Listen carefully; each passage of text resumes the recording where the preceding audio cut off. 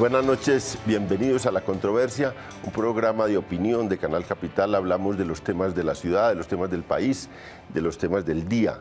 Hoy estamos con la educación. Ha habido en los últimos meses una gran polémica sobre la educación en Colombia. De un lado, el gobierno ha anunciado que será un pilar del nuevo mandato del presidente Santos. De otro lado, hay un reclamo generalizado de los educadores sobre sus reivindicaciones, pero también sobre la calidad de la educación. Han intervenido expertos de diversas tendencias sobre este tema. Y hoy tenemos especialistas, tenemos protagonistas de la educación para hablar de los retos del gobierno, para hablar de la posición de los educadores, para hablar de los reclamos de la sociedad sobre la educación, para compararnos un poco con lo que ha ocurrido en la región y en el mundo en los últimos años. Hay una presión internacional enorme también para los cambios en la educación, hay unas exigencias al gobierno nacional desde la organización, desde la OCDE y de distintos organismos internacionales. Eso es lo que vamos a hablar esta noche y tenemos a Luis Gruber, que es presidente de la FECODE, de la Federación Colombiana de Educadores, que es el sindicato, sin duda, el sindicato más poderoso e influyente del país y que tiene, bueno, es protagonista per se de cualquier cambio en la educación y también de los aciertos y los problemas en la educación. Luis, muchas gracias por acompañarnos. Gracias, Leo. Sandra García, ella participó, fue codirectora del estudio de la Fundación Compartir sobre la calidad de la educación en Colombia, es profesora de los Andes, es especialista en estos temas de educación. Muchas gracias, Sandra, por venir. Gracias, León, por la invitación. El secretario de Educación de Bogotá, Óscar Sánchez, un joven que ha hecho una labor impresionante en la Secretaría de Educación, reconocida por mucha gente en Colombia, y viene hoy a acompañarnos para terciar en este debate sobre la educación en el país. Muchas gracias, Óscar. Gracias, León. Lo curioso es que todavía después de estos mesecitos parezca joven, eso sí me parece raro. Y Abel Rodríguez, que bueno, tiene un poco de título, se ha dedicado toda la vida a la educación, fue presidente también de la FECODE, fue viceministro de Educación, fue secretario de Educación de Bogotá, toda la vida dedicada a la educación, fue por supuesto docente y claro, tiene una autoridad muy grande en estos temas. Gracias, Abel, por acompañarnos. Gracias a usted, León, por invitarme a participar en esta controversia. Vamos a una nota de contexto sobre la educación, sobre todo qué dice la ministra de Educación, y luego venimos al debate.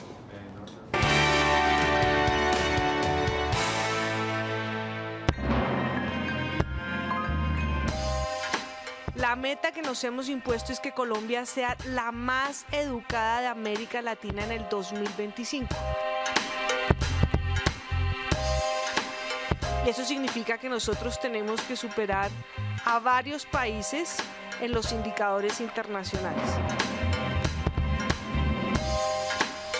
Para eso hemos tomado decisiones importantes como, uno, que Colombia sea un país libre de analfabetismo, y segundo, continuar con el programa de jornada única, es decir, que todos los niños en Colombia estudien 8 horas, que no siga ocurriendo lo que pasa hoy, que los ricos estudian 8 horas y más y los pobres estudian 5 horas o menos. Son los maestros, nuestros héroes, los que transforman realmente a nuestros niños en el salón de clases. Nosotros estamos planteando una nivelación salarial. Hay unos estudios que ellos mismos han hecho, la entidad Compartir y el ministerio, donde se plantea que los salarios de los educadores son 18% más bajos que cualquier trabajador del Estado. Tenemos demasiado hacinamiento en la prestación de servicios, o sea, nuestro sistema es muy pequeño para la cantidad de maestros, en el caso de Bogotá, por decir algo, y sus beneficiarios.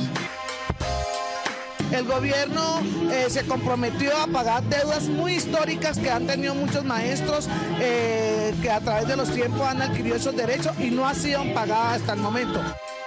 El gobierno tiene en estos momentos un pasivo, una deuda por ese concepto de 725.000 millones de pesos. Tienen que entrar a resolver este tema que es crucial, no solo para bien de la educación pública, sino para la vida digna que reclaman los maestros colombianos.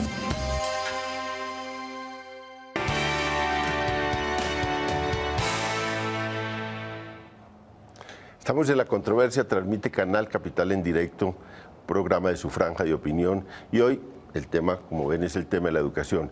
Yo empezaría por mirar cuáles al momento de hoy son los problemas más graves de la educación en Colombia y cuáles, sobre todo, esos problemas de cara a esos retos que acaba de decir la ministra, el reto de convertir a Colombia en la más educada de América Latina, que me pareció, yo vi la posesión presidencial y cuando el presidente dijo esto, yo miraba las delegaciones de Brasil, las de Argentina, la delegación de Ecuador y varias delegaciones de otras partes del mundo y me dio un poco de impresión eso, porque en otros países, bueno, los cambios educativos arrancaron hace años y han avanzado mucho en otros temas, en esos temas de la educación, y en Colombia apenas estamos empezando a debatir financiación, por ejemplo.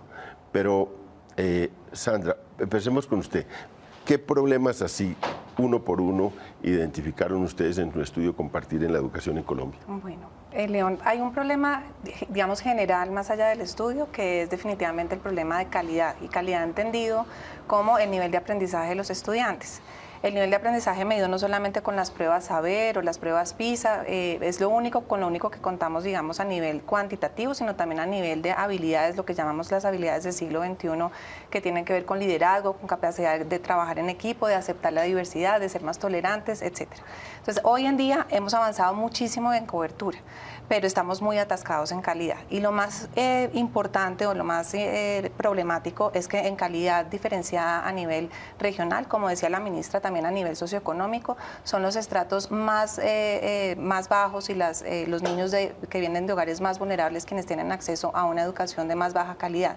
¿Y a qué me refiero por educación de más baja calidad? Y ahí entramos al estudio. Tienen acceso a docentes que tienen menores años de educación.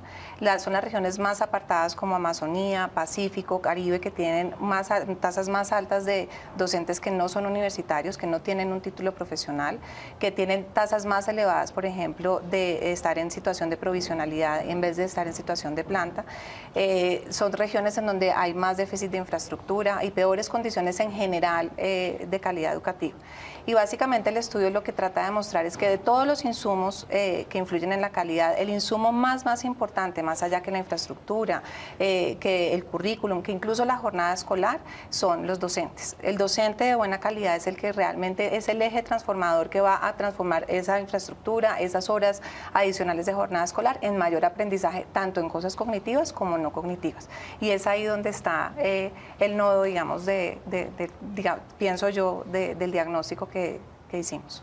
Luis, el gobierno y en general los estudiosos le reclaman al magisterio dedicación, calidad, profesionalismo y los maestros a la vez reclaman al Estado condiciones de formación, de capacitación, garantías laborales, garantías sociales que creen un entorno favorable para el mejoramiento de la calidad. Eso es como un círculo vicioso.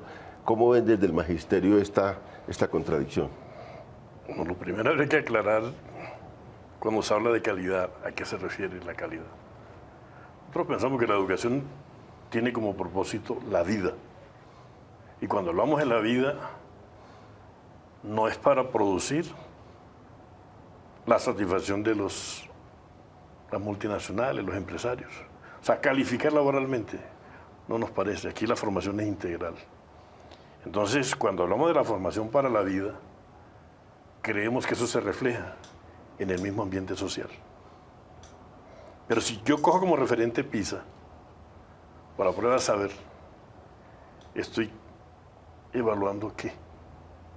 En esas pruebas estandarizadas, comparativas, por ejemplo, con Vietnam, con Corea, con Japón. En nuestro contexto y en el de ellos, yo pondré un ejemplo, el índice de suicidio en los países orientales de los jóvenes Yo aquí los prefiero bailando champeta.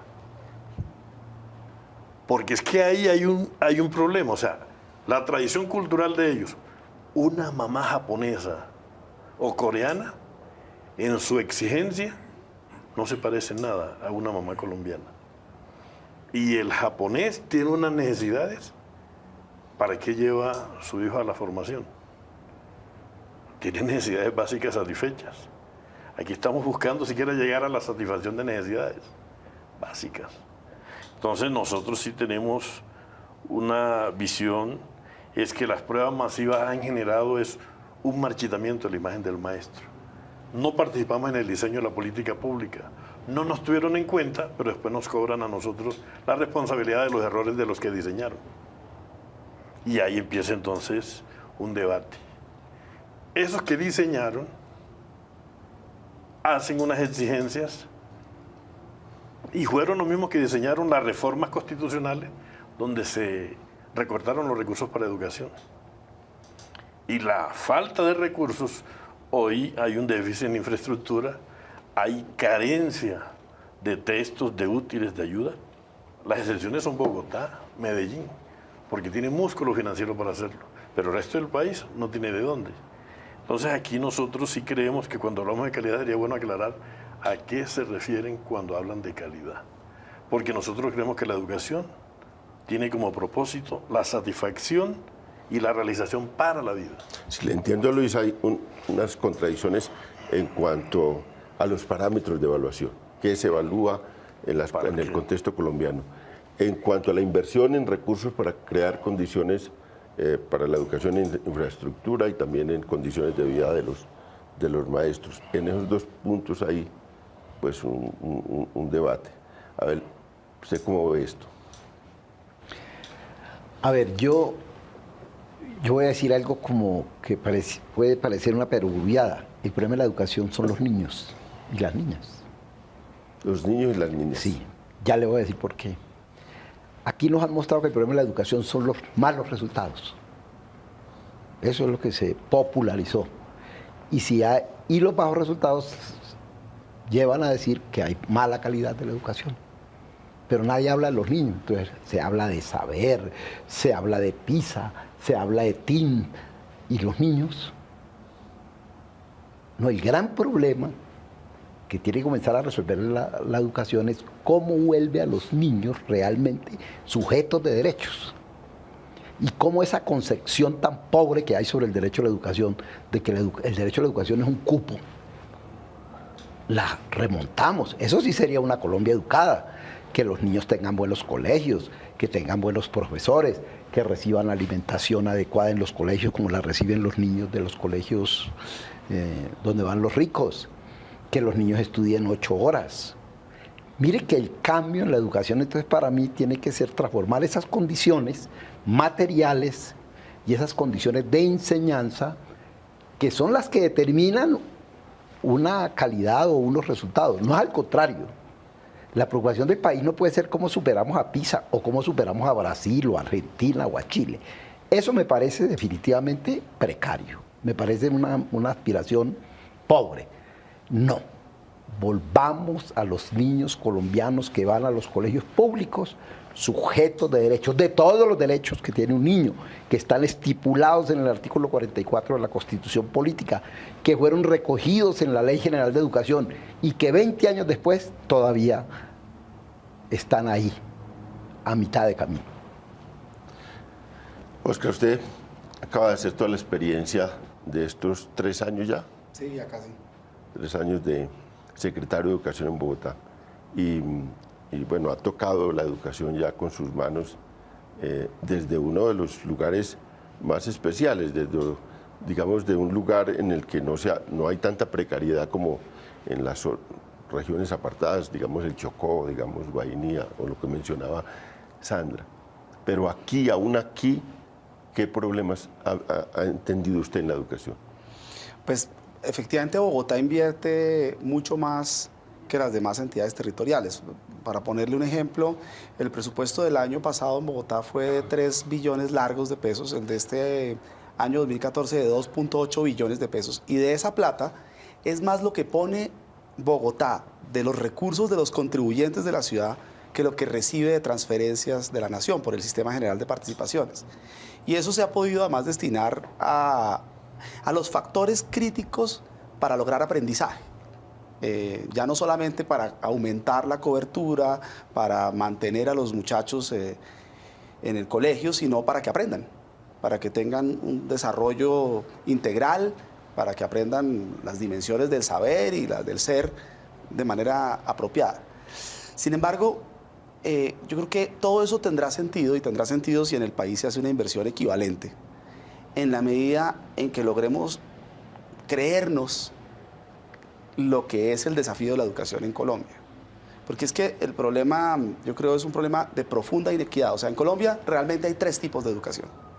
Hay una educación de excelencia global para unos muy pocos que la pueden pagar, que pueden pagar 20 o 30 millones de pesos al año por ella. Hay una educación que realmente es una educación modesta para parámetros internacionales, para las masas, bien sea que estudien en un colegio público o en un colegio privado, pero allí el Estado o sus padres pueden invertir 2 millones de pesos al año por niño, y eso es muy, muy poco. Y hay otra tercera educación que es la peor de todas, para un buen grupo de la población, que es ninguna. Y Colombia acepta eso. En la mentalidad de las clases dirigentes y en la mentalidad de los ciudadanos está metida por allá la idea de que sí se pueden hacer mejoras y que hemos venido mejorando, y hemos venido mejorando, pero como que pareciera que no podemos dejar de tener 3 clases de educación para tener una, y es buena para todo el mundo. Para que eso cambie hay que hacer una revolución en las prioridades de la sociedad. Hay que elevar, por ejemplo, la posición que ocupa en la agenda pública el tema de la educación, por allá del tema 7 u 8 al tema 1. Eso fue lo que Brasil intentó hacer durante varios años, es lo que se ha buscado hacer en muchos países que han hecho conciencia de la importancia de la educación para el desarrollo humano y para el desarrollo económico y en general para que las sociedades sean democráticas, pacíficas. Y Colombia no ha llegado a ese punto. Por eso es bueno que el presidente haya dicho que esta es una de sus prioridades. Pero cuando uno va y mira, por ejemplo, la asignación presupuestal, ahí pareciera que es una prioridad de labios para afuera. Sandra, ¿usted le cree al presidente Santos en ese planteamiento de que esta es la prioridad, de que va a haber una especie de revolución educativa? ¿Tiene los instrumentos para hacerlo? ¿Tiene la voluntad para hacerlo? Yo sí le creo. Estoy muy optimista. Coincido con el secretario que tal vez la asignación presupuestal en este momento no es suficiente. Definitivamente se necesitan más recursos, pero también creo que se necesitan algunas acciones que no requieren necesariamente recursos extraordinarios, sino decisión de política pública, y estoy convencida que el presidente está alineado en cumplir con esas metas. Y yo creo que si no empezamos hoy, pues nunca vamos a ver el cambio, y los cambios en educación son sumamente demorados. Singapur, por ejemplo, pues se demoró casi dos décadas en lograr los cambios que tiene hoy. Y vi una gráfica muy simpática hace poco en donde tenían planteado la felicidad de los niños y el logro educativo, y Singapur sale en toda la esquina en donde son de los niños más felices y con el mejor logro educativo. Entonces yo creo que uno de los sueños es que no sean niños infelices, que sean niños felices, que sean niños que estén educados para la vida, y más en una etapa en donde pues estamos a puertas de la firma de un acuerdo de paz, que sean capaces de convivir y de reconocer al otro, pero también capaces de leer, de entender un texto, de tener pensamiento crítico, y que independientemente de donde nazcan, que en eso coincido también con el secretario, que no importa si nacen en Chocó o nacen en Bogotá, tengan la misma oportunidad, porque hoy en día desafortunadamente, mientras que en Bogotá, no sé, el 8 o 9% de los niños están en rezago escolar, de los adolescentes, en Chocó, en la región pacífica, tenemos casi el 40-50% de los niños que ya están rezagados, y el riesgo de deserción es altísimo. Son muchachos que ni siquiera tienen la opción de aplicar a una universidad porque ni siquiera se gradúan de bachillerato. Entonces son ese tipo de inequidades, creo que las que toca romper, y yo sí siento que está la decisión del gobierno hoy en día de hacerlo. Luis, después de todos esos anuncios y propósitos del gobierno en la posesión y en los días posteriores a la posesión, ¿por qué ustedes mantuvieron, primero no tiene una buena recepción de la ministra, hay muchas críticas a ella, y también mantuvieron el paro y la protesta después de todos estos anuncios? ¿Qué hay ahí? Nosotros en FECODE somos tomasinos. Y hasta ahora el presidente Santos, lo del compromiso... Tomasino es porque ver para creer. Bueno. Sí, ver para creer, porque el presidente anuncia que la educación es un pilar, pero el presidente no tiene en cuenta a los maestros, no nos tiene en cuenta a FECODE. Y creo que el acumulado de FECODE a nivel de propuesta, a nivel de producción, a nivel de lo que nos toca hacer, nuestro rol, ¿cómo así que no nos tiene en cuenta? Pero además, nosotros creemos que se ha anunciado que la educación, por primera vez, su presupuesto está por encima del de la guerra, que eso no es tan cierto, porque si miramos los otros gastos, está por encima el de la guerra que el de educación, hoy todavía, pero está por encima el del pago de la deuda. Entonces, nosotros creemos que en el compromiso real aún falta ver, porque Santos, como ministro de Hacienda, fue uno de los que craneó el recorte de las transferencias para educación. Y ahí hay una deuda que él tiene que pagar para que realmente eso que hoy es propuesta trascienda de los labios y se convierta en realidad. A ver, usted es un tipo que viene de las izquierdas también y todo eso. Y yo entiendo que usted organizó una fuerza de sus amigos, cooperativas y todo esto, para votar por Santos. De manera que usted lo hizo, entiendo, un tema de paz es muy fundamental para usted, pero lo hizo también pensando en el tema de la educación. ¿Puede usted jalarle el saco al presidente de vez en cuando sobre este tema de la educación? Sí, no solamente jalarle el saco. Yo digo que más que creerle al presidente, que hay que creerle, hay que ayudarle al presidente. Y yo lo que quiero aprovechar esto para decirle al presidente que se deje ayudar. Y no puede ser que la educación sea la prioridad, pero el sector educativo no cuenta a la hora de las decisiones, porque eso desmiente todo. Y no contó a la hora de armar el gabinete.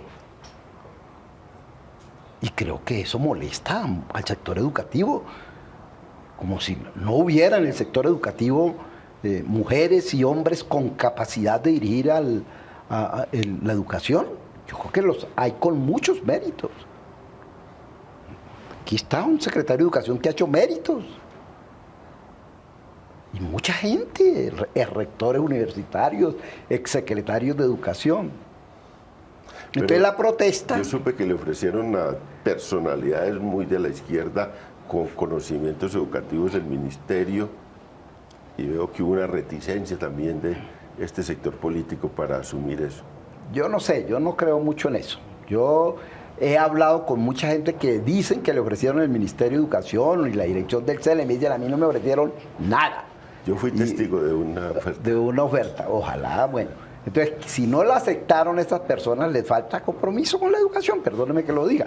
Y a través de usted le mando el mensaje, no sé quiénes son, pero les faltó compromiso con la educación, porque eso no se puede desaprovechar. Pero igualmente ya nombrada una ministra, hay que ayudarle a esa ministra. Y quienes llamamos como yo e hicimos campaña para el doctor Santos y lo apoyamos, queremos apoyarlo a él y queremos apoyar a su ministra. Pero para eso tienen que dejarse ayudar, tienen que convocar, tienen que buscar la manera de que se susciten acuerdos básicos sobre la educación. ¿Cómo le pedimos al país que apruebe una reforma tributaria para la educación que se requiere si queremos que esa palabra del señor presidente se cumpla? Hay que hacer una reforma tributaria, pero para que el pueblo colombiano apruebe la reforma, creo yo, se requiere mostrarle que hay un consenso básico sobre unos asuntos en educación, básicos. Luego, los líderes de este país, y comenzando por el señor presidente de la República, tienen que conversar con los sectores involucrados. El presidente tiene que hablar con los educadores, no solamente los educadores agrupados en FECODE, los educadores universitarios, tiene que hablar con los secretarios de educación. Yo pregunto, ¿cuánto hace que un presidente de la República no habla con los secretarios de educación del país? Yo fui 6 años secretario y nunca me invitó, estuve en una reunión donde el presidente llegara. ¿Cómo se maneja entonces la educación en este país? No es la prioridad del presidente Uribe. Nos vamos a una pausa.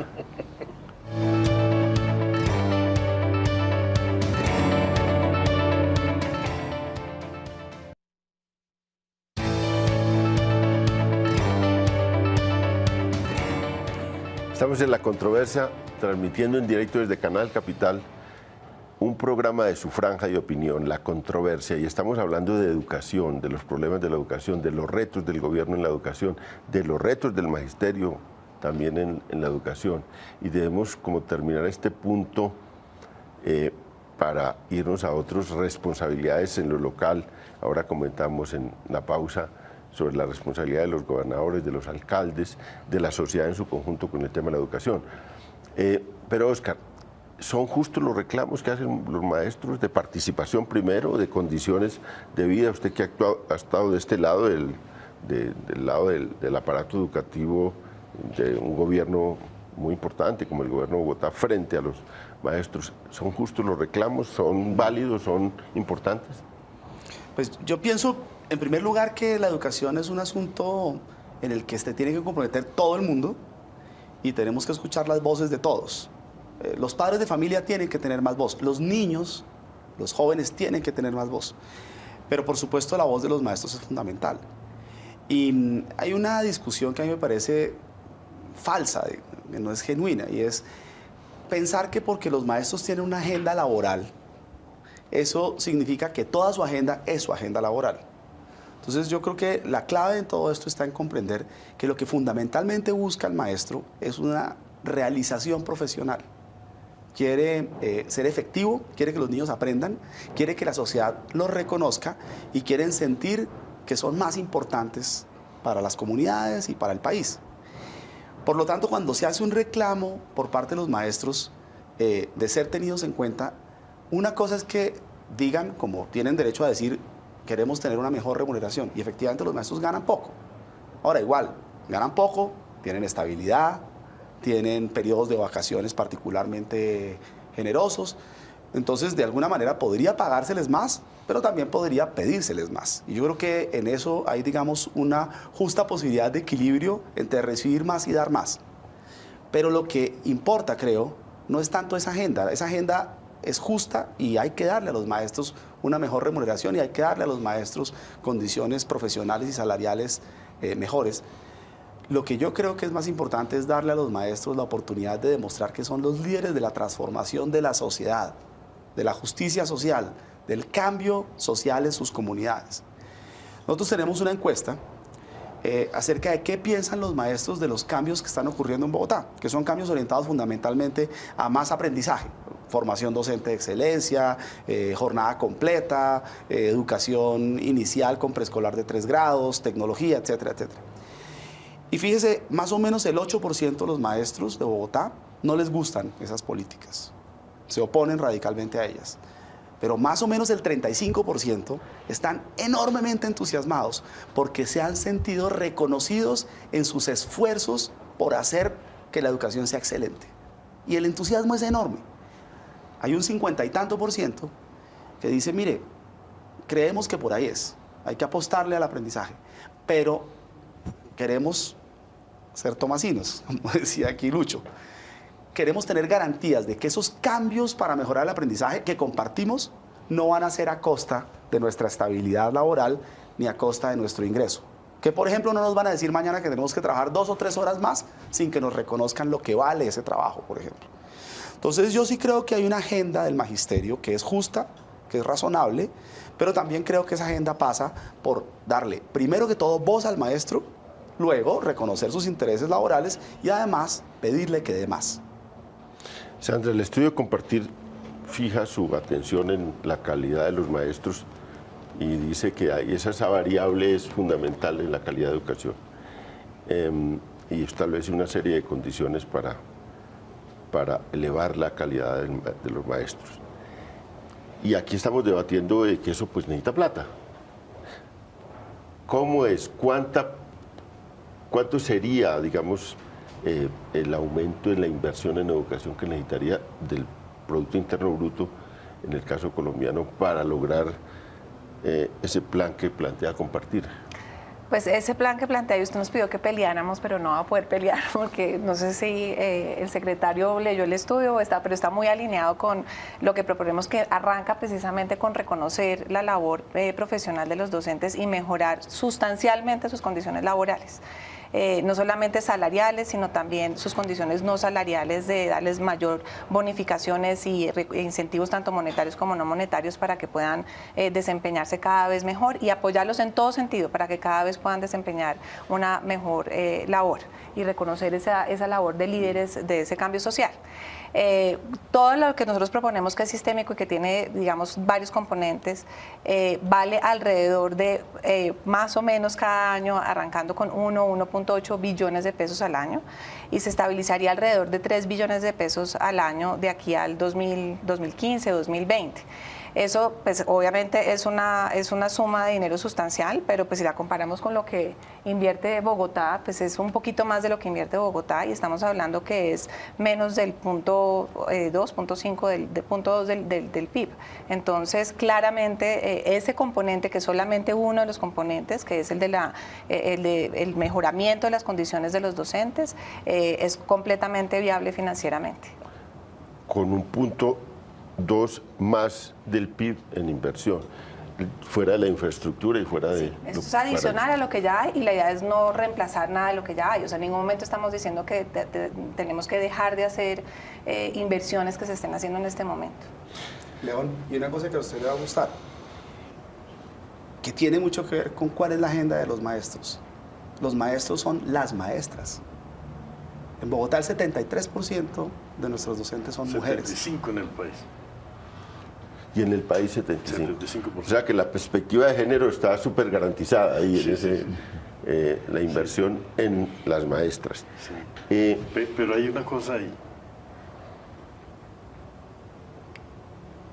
No, a nosotros no nos preocupa que en el informe compartir se focalice solo el componente del maestro, porque hay unas condiciones sociales que también requieren de inversión del Estado. Si esas condiciones sociales no se garantizan, independiente de que se garantice inversión en el maestro, va a haber problemas en resultados.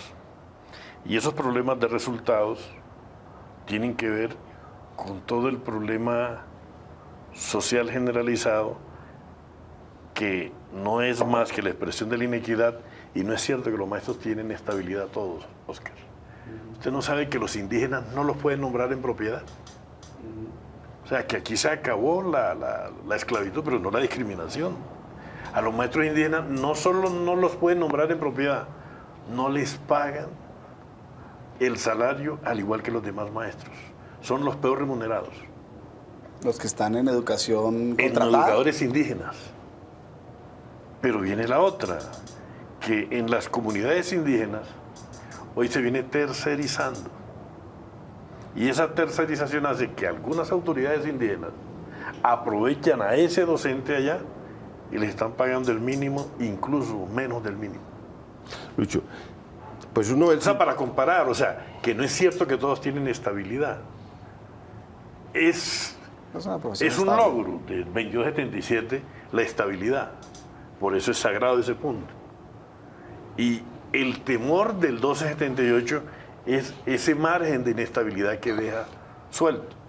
Como profesionales queremos la realización. Para los televidentes, ¿qué es el 2070 y pico? El 2277 es el estatuto de los maestros históricos, la generación de Abel. Y el 1278 son los nuevos maestros que se nombran. Como tú. Del 2000. No, yo soy de la generación del 2003 para acá. Sí, es porque los estudiantes... Esos maestros... Es una jerga del magisterio. Sí, claro. Esos maestros nuevos no tienen posibilidades de ascender y hay riesgos de estabilidad. Bueno, Lucho, sí, uno ve un sindicato tan poderoso, tan influyente en la vida nacional, porque una de las cosas que los estudios que me ha tocado hacer, los estudios sindicales, veo que el magisterio no solo ha tenido una influencia en la parte gremial, en las reivindicaciones sociales, en las movilizaciones. De hecho, en la CUT son como el centro, el corazón de la Central Unitaria de Trabajadores, sino políticamente. Siempre han tenido un poco de senadores que salen del magisterio, y en el Congreso, en la Cámara y en el Senado, y disputaron mucho a nivel local. Y como víctimas de la violencia antisindical. Víctimas de violencia antisindical y sobre todo antidemocrática. Ya es el número, 1000 asesinados. Ya. Sí, eso es un desastre impresionante.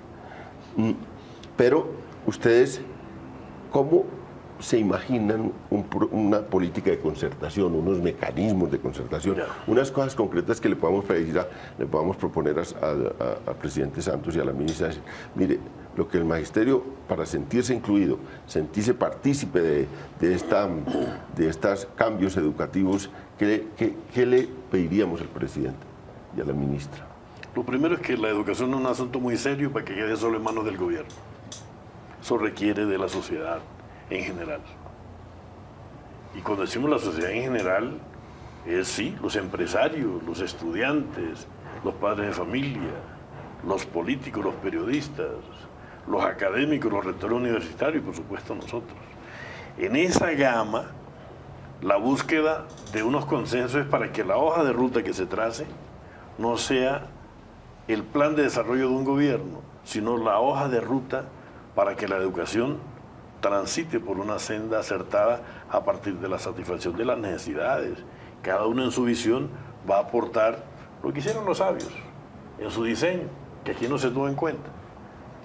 Pero aquí nunca se ha querido tener en cuenta la opinión de nosotros. Y nos oyen, cosa extraña, hacemos las gestiones, no nos paran bola. Anunciamos un paro y ahí sí nos oyen, ahí sí nos abren prensa. Pero para las cosas buenas que hacemos o las cosas malas que nos pasan, no hay prensa. Hay un silencio ahí todo extraño. Entonces, nosotros tenemos una revista que tiene más de 30 años. Tenemos un movimiento pedagógico que produce y está haciendo cosas. Tenemos unas experiencias a nivel de la búsqueda del éxito escolar con los centros, los círculos pedagógicos. Tenemos un proyecto educativo pedagógico alternativo a ver cómo le jalamos a buscar el éxito escolar. Pero eso no es noticia. Se convierte en un debate muy entre nosotros. No le interesa al ministerio, no le interesa al gobierno. Entonces, ¿cuándo nos oyen? Cuando nos levantamos con los altoparlantes en las calles. Pero generalmente son por reivindicaciones muy del gremio, que pareciera que están apartadas de la búsqueda de una política educativa que le interese al país, como si no tuviéramos nada que ver con eso. Entonces yo sí creo que aquí, en el caso de la hoja que hay que diseñar, el gobierno tiene que ser más generoso con los actores de la sociedad en el diseño de la política pública educativa. Y ahí sí decimos algo, cada uno va a poner su impronta, y es buscar un consenso. En La Habana se está buscando un acuerdo para la solución negociada del conflicto. Es un tema importante para el país, los maestros queremos que eso llegue a feliz puerto. Pero la educación merece una mesa de tanta importancia como esa, que conduzca unos consensos para que lo que en materia económica se ponga para educación llegue a su destino. Porque aquí hay más de un dinero que se le da un destino y cambia de bolsillo.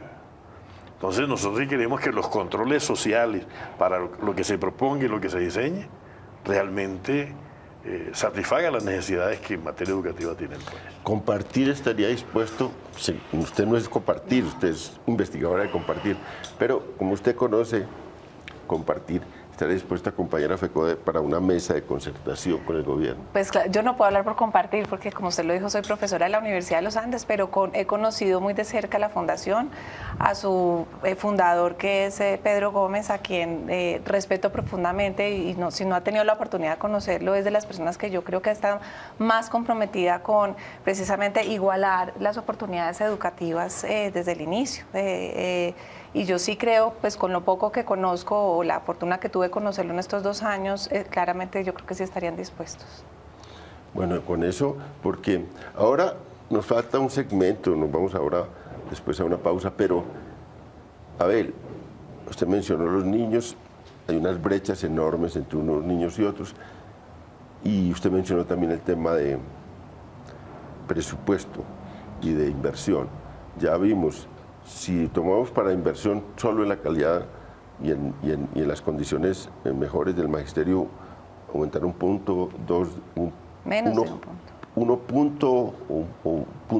1.2 del PIB, estamos invirtiendo 4.2 del PIB en educación. Ya lo saltaríamos al 5 puntos del PIB.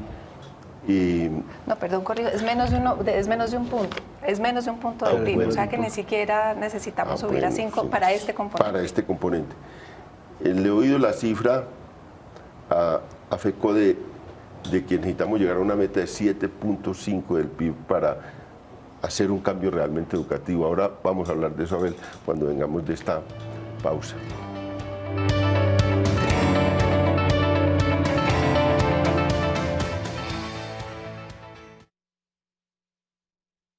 Fue viceministro de Educación, fue secretario de Educación de Bogotá, toda la vida dedicada a la educación, fue por supuesto docente y claro, tiene una autoridad muy grande en estos temas. Gracias, Abel, por acompañarnos. Gracias a usted, León, por invitarme a participar en esta controversia. Vamos a una nota de contexto sobre la educación, sobre todo qué dice la ministra de Educación y luego venimos al debate.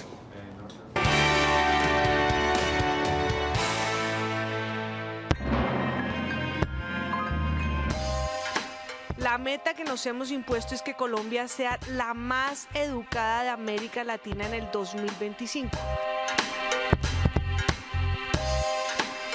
Y eso significa que nosotros tenemos que superar a varios países en los indicadores internacionales. Para eso hemos tomado decisiones importantes como, uno, que Colombia sea un país libre de analfabetismo. Y segundo, continuar con el programa de jornada única, es decir, que todos los niños en Colombia estudien 8 horas. Que no siga ocurriendo lo que pasa hoy, que los ricos estudian 8 horas y más y los pobres estudian 5 horas o menos. Son los maestros, nuestros héroes, los que transforman realmente a nuestros niños en el salón de clases. Nosotros estamos planteando una nivelación salarial. Hay unos estudios que ellos mismos han hecho, la entidad Compartir y el ministerio, donde se plantea que los salarios de los educadores son 18% más bajos que cualquier trabajador del Estado. Tenemos demasiado hacinamiento en la prestación de servicios, o sea, nuestro sistema es muy pequeño. Los aciertos y los problemas en la educación. Luis, muchas gracias por acompañarnos. Gracias, Leo. Sandra García, ella participó, fue codirectora del estudio de la Fundación Compartir sobre la calidad de la educación en Colombia, es profesora de los Andes, es especialista en estos temas de educación. Muchas gracias, Sandra, por venir. Gracias, León, por la invitación. El secretario de Educación de Bogotá, Óscar Sánchez, un joven que ha hecho una labor impresionante en la Secretaría de Educación, reconocida por mucha gente en Colombia y viene hoy a acompañarnos para terciar en este debate sobre la educación en el país. Muchas gracias, Óscar.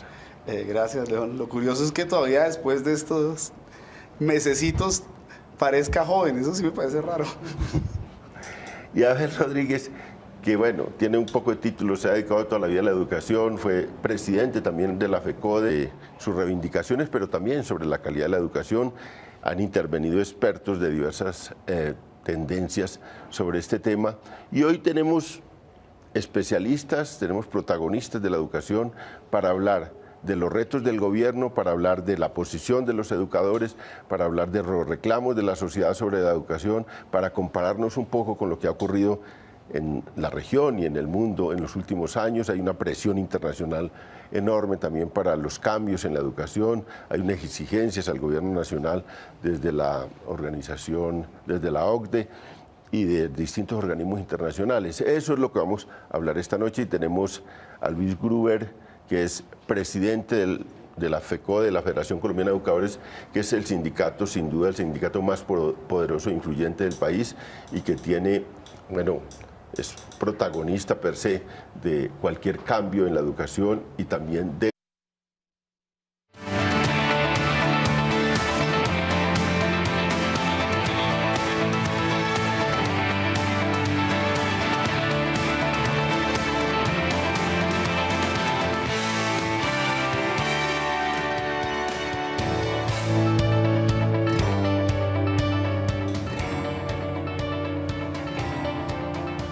Muy buenas noches, bienvenidos a La Controversia, un programa de opinión de Canal Capital. Hablamos de los temas de la ciudad, de los temas del país, de los temas del día. Hoy estamos con la educación. Ha habido en los últimos meses una gran polémica sobre la educación en Colombia. De un lado, el gobierno ha anunciado que será un pilar del nuevo mandato del presidente Santos. De otro lado, hay un reclamo generalizado de los educadores sobre